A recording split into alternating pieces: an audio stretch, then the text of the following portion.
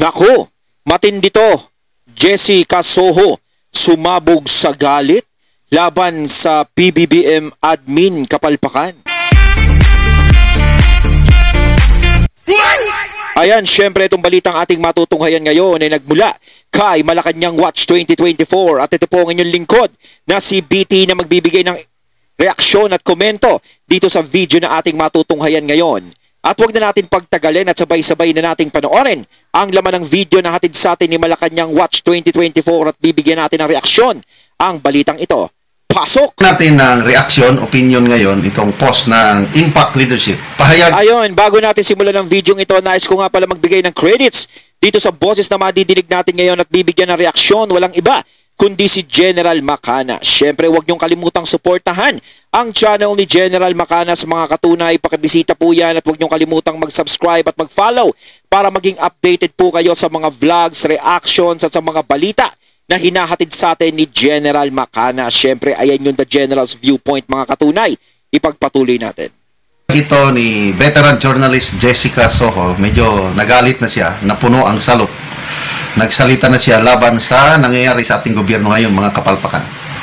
Katarungan, hindi resilience. Resilience, yung lalaban sa kahirapan. Resilience. Jessica Soho highlights need for accountability amid Bagyong Tino devastation. Broadcast journalist Jessica Soho called on Filipinos to demand accountability following the deadly floods caused by Typhoon Tino. Ito yung kanyang pahayag. Hindi na sapat na tayo'y manood lang sa kanilang mga video at litrato. Yan ang ginagawa ng palasyo. Pasyal-pasyal ko, no, inspect. May nakita kong litrato ng Pangulo, nakaganyan siya, nakapamaywang, nakatayo amid the pinsala naman. Yan, litrato, video, ganun lang. Pinakita na parang nagmamalasakit, kunuhay ang Pangulo. Tapos salit-salita. 5,000 pesos sa mga na-damage na bahay, 10,000 pesos sa mga completely destroyed para makapagsimula kayo. Ay, nako. Wala talaga sa realidad tong Pangulo natin. Anong magagawa ng 10,000 pesos sa isang completely destroyed na bahay? Yun nga yung sinasabi natin eh. Kung ano ang magagawa ng halagang 10,000 pesos sa na-destroy na bahay. 'Di ba? Kaya nga sinasabi ko, napakamahal na ng pagpapagawa ng bahay ngayon. 'Di ba? Lalong-lalo na yung mga materyales. Okay lang sana kung bababaan nila yung presyo ng materyales eh, kung tutulong sila sa pagpapababa eh. Kaso hindi. 'Di ba? Kumbaga kung tutuusin, kung malaking pondo ang ilalabas nyo para diyan, 'di ba? Kailangan syempre malaki din naman ang matanggap ng mga kababayan natin sa Cebu. Hindi lang sa Cebu, kundi dun sa mga iba pa na nasalanta ng bagyo. 'Di ba? Dahil yung 10,000 na yan, yung 5,000 na yan is napakalayo niyan. Parang ano yan, pampalubag loob na lang. 'Di ba? Pagkatapos ng lahat o parang bagay na sa inyo yung 10,000, yung 5,000 pagkasyahin niyo na lang, Sos Mariosep. 'Di ba? Parang ginagawa nating kaawa-awa ang mga Pilipino. Ginagawa nating kaawa-awa yung mga kababayan natin. Huwag naman sanang ganun. Pat ba yun? Anong magagawa ng 5,000 pesos? Lumipat ang buong bubong. Sapat ba yun? Para kayong, kung kayo ang gumastos, bilyones, pagtaong bayan na taxpayers, tinitipid ninyo. Bakit hindi nyo dagdagan naman ang ibigay na tulong sa mga nasalanta ng bagyo? Panahon ng eleksyon, grabing ayuda ninyo. Bumabaha ang pera dahil gusto nyo yung boto ng tao. Isang babaeng lumabas sa Imbornal, binigyan nyo ng 80,000 pesos. Itong biktima ng baha, bagyo, 5,000 lang, 10,000 lang. Ito. Tuntakin mo, lumabas sa Imbornal, 80,000 na. Yung sinasabi ni Jessica Soho na huwag na tayong manood lang sa kanilang video, litrato. Hindi rin sapat ang awa. Sorry. Nag-sorry ang Pangulo. We're very, very sorry. Hindi yan, wala na yan. Sorry na yan.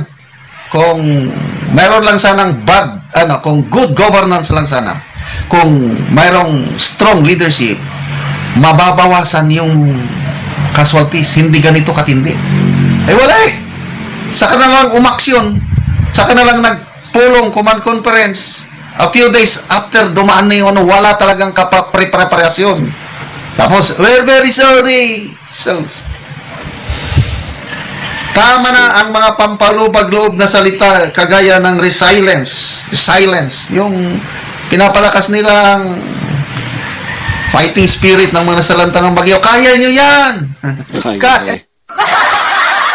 Yan na lang no? Yan na lang ang tanging nagagawa, yung magbigay ng pampalubag-loob.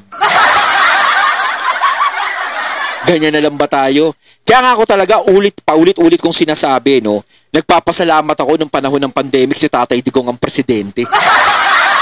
Hindi ko naman sa minamaliit kung ano ang administrasyon ngayon. Pero, di ba, ano ang gusto nyong isipin namin? Di ba? Gaya niyan, yung pagtulong na gagawin nyo doon sa mga nasalanta ng bagyo. Di ba? Unang-una na yan, yung pagbibigay nyo ng tulong sa kanila. Hindi sasapat po yan. Paulit-ulit kong sasabihin sa inyo, hindi lang ako nagkokomento ng ganito, kundi ang taong bayan pa. 'Di ba? Siyempre, kung bibigyan nyo sila ng ganyang halaga, tatanggapin nila yan. Pero sa tingin nyo ba, kaya nilang ibalik kung ano ang nasira sa kanila doon sa halagang yon? Hindi. Kung lumipad ang bubong nila, sinasabi ko nga pagpapagawa pa lang ng bubong is napakamahal na. 'Di ba? Kung totally damage pa yung nangyari. Parang ginawa nyo, abuloy. Diba parang ganun, abuloy, kahit magkano na lang ibigay nyo, ganun. Hindi po yan tulong, abuloy yan. Marius. Yan, labanan nyo. Kayo, nasa the aircon ng opisina, kompleto kayo ng pundo, hindi kayo magugutom dahil hawak nyo ang pera ng taong bayan. Nag-order kayo ng Alaskan king crab para ulam ninyo. So, sasabihin nyo mga mamamayan, silence! Para sa lahat ng mga binaha, pa rin sa kabila ng mga bilyones na ginastos para sa dapat sana'y proteksyon, ang dapat daw isigaw ngayon, katarungan. Soho said in part 10 of Kapuso Mo, Jessica Soho's katakot-takot na karakot special report aired Sunday, November 9. Sayang, hindi ko na papanurin dito. Typhoon Tino battered several provinces in the Visayas with central Cebu among the hardest hit. Residents were forced to climb rooftops to escape raging floodwaters. Kanina may napanood akong Facebook reel, isang dalagita. Nandun na nga siya talaga sa may malapit na sa bubong. Takot na takot. Lakas ng baha. Nag-iisa siya na grabe, yung trauma na yun. The Philippine government has declared a national state of calamity for the affected areas. At least, ang namatay na, I think, the whole Visayas region, 114.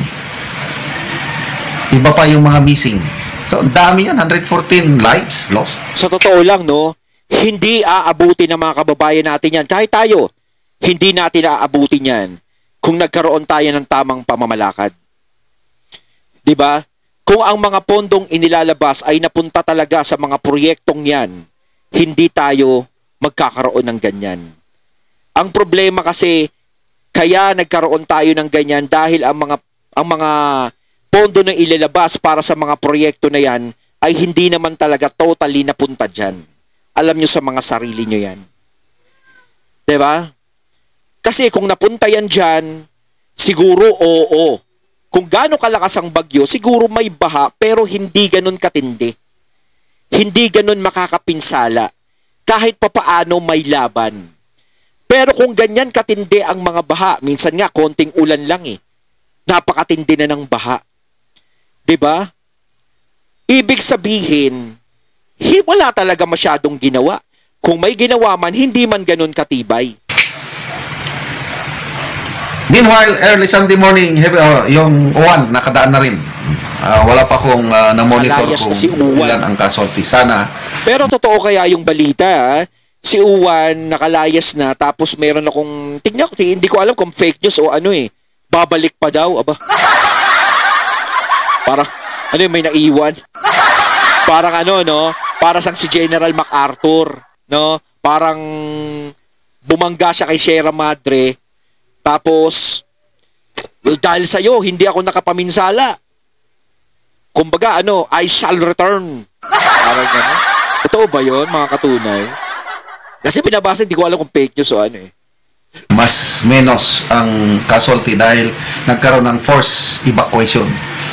But ang problema, kailangan pang takutin ng gobyerno ang mga tao dahil ang mga tao ayaw sumunod sa ano. Kikita ko post ng aking kapatid doon sa La Union, Bangar La Union, nag-evacuate sila. Kasi nga, nasa tabi kami ng ilog, yung Amburayan River, malaking ilog yun. Baka bumaha. Kaya nag-evacuate yung aking kapatid doon. Mas malayo sa ilog. At kanina, naglulubugan. Kita ko yung video ng post ng kapatid ko. Bumalik na sila sa kanilang bahay, sa kanilang barangay kasi Kalmada. Nakadaan naman yung Bagyo Uwan. So, accountability talaga. I agree with Madam Jessica Soho. Hindi na pwede yung sali-salita lang. Ipakita po ng gobyerno ang kanilang determinasyon na panagutin ang mga mastermind. Mga mambabatas. Nasaan na ngayon? ICI report, Blue Ribbon, wala na. Tulog na. Kakasuhan na daw sila. Sino ang kakasuhan? Tignan natin. May makukulong na daw. Mariusip. May makukulong na daw. Ako hindi ako nagpapapaniwala dyan sa mga yan. Sinasabi nilang may makukulong. Sino ipapakulong nila? Kalyado ng Duterte? Si Sara Duterte? Kita niyo yung flood control project na yan, yung investigasyon yan, wala na. Unti-unti nang makakalimutan yan, lalong-lalo na ngayon, ang pinagtutuunan nila ng pansin ay yung mga Duterte. At pati yung mga kalyado ng mga Duterte. Pati si Senator Bato.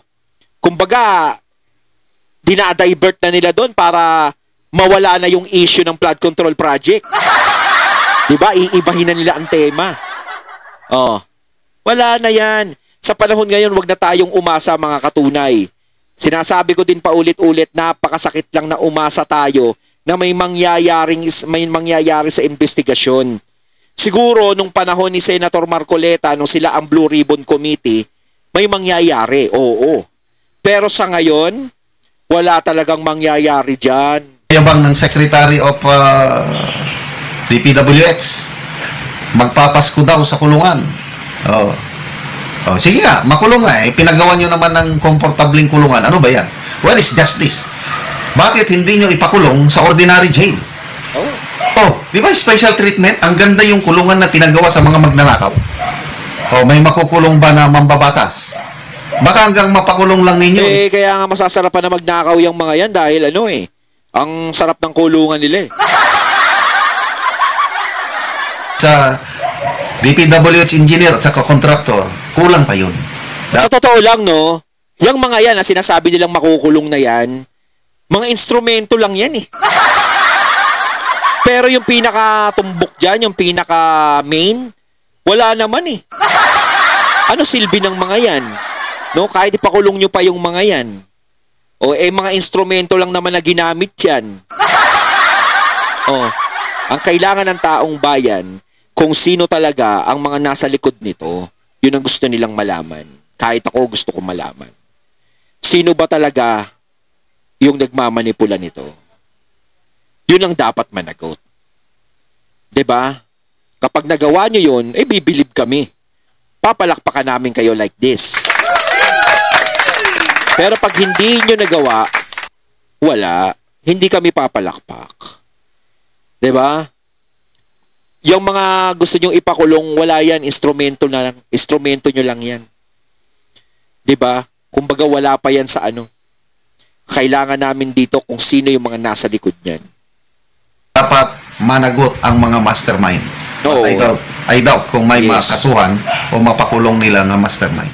Bigyan natin ng opinion, reaction ngayon itong Facebook reel posted by Alvin and Tourism. Video ito ng Pangulong Marcos Jr. pagbisita niya sa Cebu. Pumunta siya isang nayon, liblib na lugar na nasalanta ng bagyo. Dapat sana kung matino lang ang ating presidente kung minamahal siya ng taong bayan, pagkakaguluhan siya. But dito, nakakaya, makikita mo ang mga tao, wala man lang kaamor-amor sa presidente. Wala man lang lumapit sa kanya ng papicture. Ito, mayroong isang ginang na ipinakita niya ang pagka-disgusto niya sa presidente. Ang presidente, aksyon na alamanuhin niya ang ginang humanap ng paraan, lumingon, binawi ang ulo, ang mukha, nagkaway-kaway sa isang tao kaya para lang maiwasan niya na kamayan ng presidente. And then sa ibang eksena, naglakad ang Pangulo, may mga pulis. Kapansin-pansin, 2 pulis lumayo, tumalikod. Kung pulis ako, pagkakataon ko na, saluduhan ko ang Pangulo, Commander-in-Chief. Parang nangyari, parang wala lang, no? Parang may napadaan lang. Uy, may napadaan, may nagtatanong kung kung taga saan pa ka nagtatanong lang. Garay. Kasi, kita mo naman, no? Si VP Sara, pag nagpupunta kahit saang lugar, talagang pinagkakaguluhan. Pero nakikita nyo naman, mga katunay, di ba? Ang daming masasamang isyong ibinabato sa mga Duterte at kay VP Sara. Pero kapag si VP Sara, dumadayo sa ibang lugar, talagang hindi magkamayaw ang mga tao. 'Di ba? Ako, naiintindihan ko kung bakit naman nagkakaganito naman siyempre kay BBM naman. Dahil siyempre, hindi din natin masisisi ang mga tao dahil nadismaya talaga sila. 'Di ba? Dismayado. Hindi lang sa kanya kundi sa mga taong nakaikot sa kanya. Kasi kung hindi dismayado ang mga tao sa kanya, talagang makikita natin na iba ang magiging pakikitungo, maganda. Pero kung ganyan na parang wala, parang napadaan lang. O ipagpalagay natin, may oras pa bang magpa-picture yung mga yan na dumaan ng ganyan? 'Di ba? Pagkakataon na nila yan. Syempre, nagbaha na nga, nagkaroon na nga ng kalamidad. Kasi makikita mo makikita mo yung aura ng tao na hindi nila gusto yung nakikita nila. Doon sa gusto na nakikita nila. Ang gulo. 'Di ba? Para sa akin hindi na siya ganoon kainit gaya ng dati. Dati kasi no eleksyon napakainit talagang. Mga tao hinahabol talaga, halos nasusugatan na siya. 'Di ba? Ngayon wala na. Siyempre parang lumalamig na yung mga tao. Diba, sir, pwede ba litrato tayo? Pagkakataon mo na yan Ba't dito, ibang-iba ang dating na wala opinion. Lang, parang mga nakatayo lang yung mga tao Ko lang ito, parang isinusuka siya ng mga tao sa lugar na ito sa kanyang pagbisita. Tingnan natin Unahin natin yung ginang na ayaw makipagkamay. Yan balikan natin yung mamaya. Ito yung mga pulis. Tingnan nyo, 1, lumayo. 2, lumayo, tumalikod. General, baka mamaya nahihiya lang sila magpakuha. Baka nahihiya sila. No? Uy, yan yung ginang action ang kamay.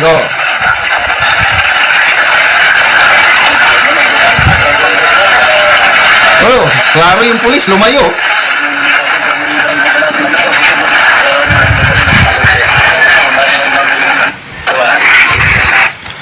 Okay, ito. Baka mamaya sabihin, may hawak na bata kaya hindi nakipagkamay.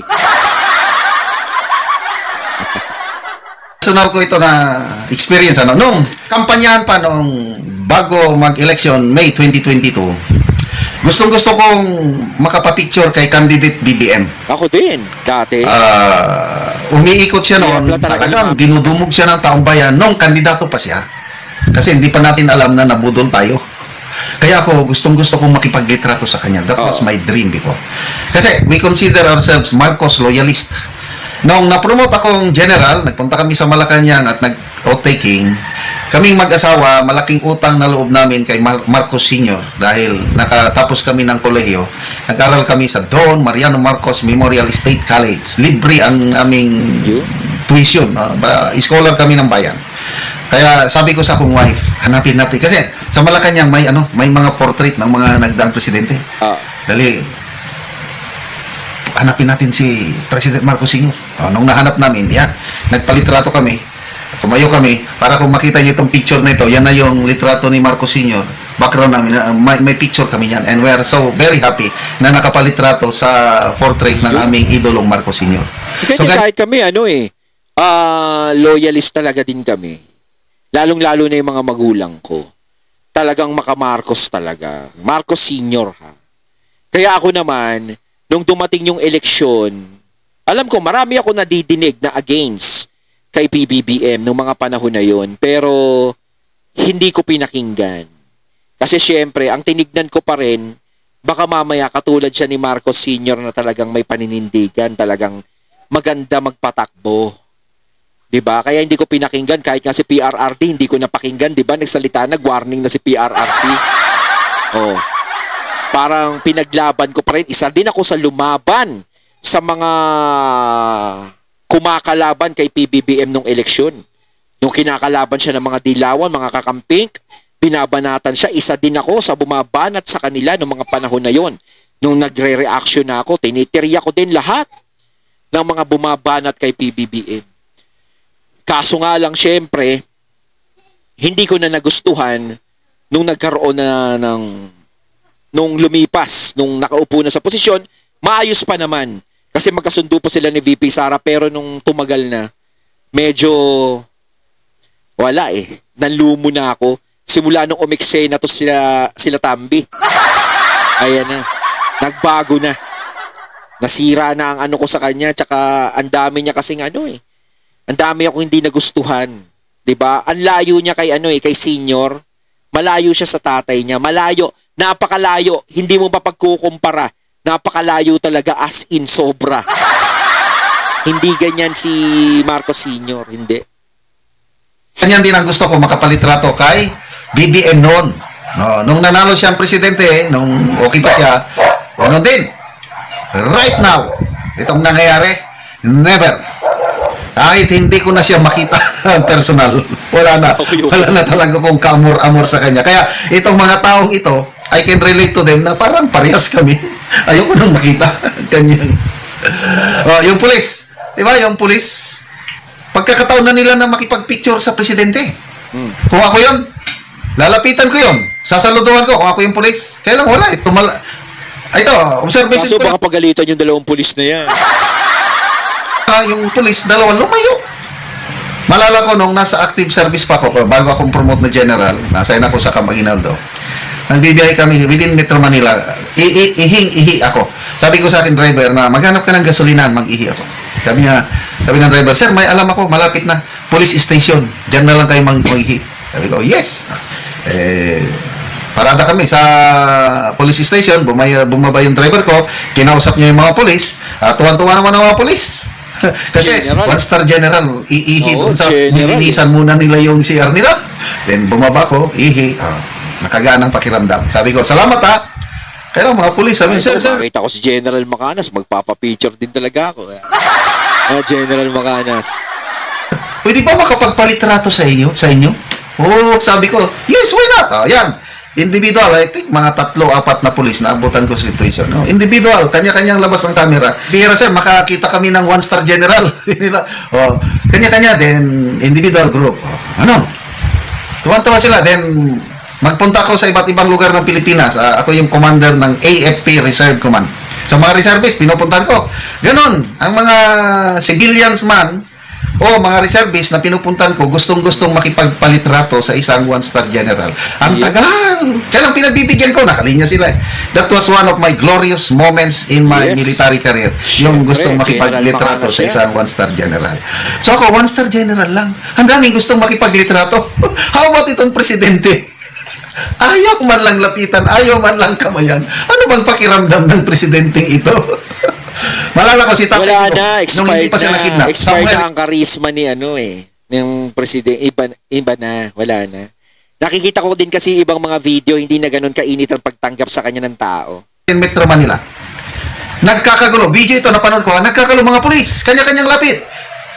Group picture, selfie, individual, nagkakagulo. Si Tatay Digong naman, very sport na. Sige, ganun siya. Pagbigyan niya. Kasi mahal ni Tatay Digong ang mga men and women in uniform. Yes. Siya lang yung presidente na dinobli niya ang sahod ng mga men and women in uniform. Kaya maraming nagmamahal kay Tatay Digong na katulad namin, retired man or active. Ayon, natating natunghayan ng video na nagmula kay Malacanang Watch 2024 at syempre natunghayan natin ang boses na yun at ang video na yun na binigyan natin ng reaksyon na nagmula kay General Macanas. Kaya mga katunay, Anong masasabi nyo tungkol dito? Comment lang po kayo sa comment box. So once again, I'm BT and I'm out. Peace.